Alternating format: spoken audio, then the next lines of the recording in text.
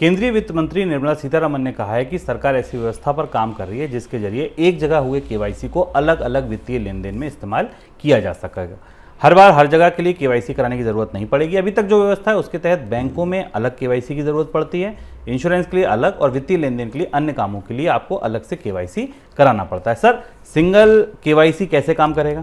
सरकार के पास एक सेंट्रल केवाईसी रिपॉजिटरी तो है ही, क्योंकि सारी केवाईसी घूमकर आधार के डेटाबेस पर ही जाती है। मुख्य रूप से आधार के डेटाबेस से ही सारी केवाईसी की जाती है। तो अगर आप रिपॉजिटरी के तौर पे देखें, सिस्टम के तौर पे देखें, तो सरकार के पास एक सेंट्रल डेटाबेस मौजूद है।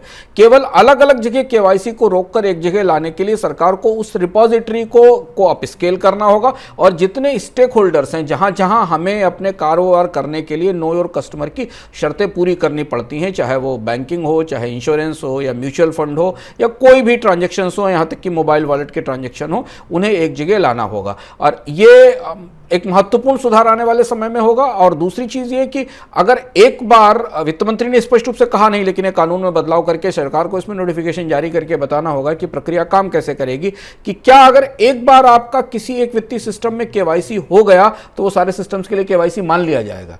यानी अगर आपने बैंक में एक बार अपना केवाईसी करा लिया और आपका केवाईसी प्रमाणित हो गया, तो क्या फिर उसी केवाईसी के आधार पर आपको बाकी जगह एक्सेस दे दी जाएगी या सेवाएं दे दी जाएंगी, ये तय करने के लिए नया नियम बनाना पड़ेगा। लेकिन तकनीकी तौर पर यह संभव है, क्योंकि केवाईसी की रिपॉजिटरी या नो योर कस्टमर की रिपॉजिटरी मौजूद है। यहाँ एक और बड़ी दुविधा जो पिछले दिनों में लगातार आ रही है, और खासतौर से रिजर्व बैंक ने जो फिनटेक कंपनियों को लेकर नए नियम बनाए, उसके बाद शायद केंद्र सरकार को ये जो डेटा और केवाईसी के ट्रांसफर को लेकर विभिन्न स्टेक होल्डर्स के बीच में तौर तरीके, उन्हें थोड़ा और चुस्त और बदलना पड़ेगा।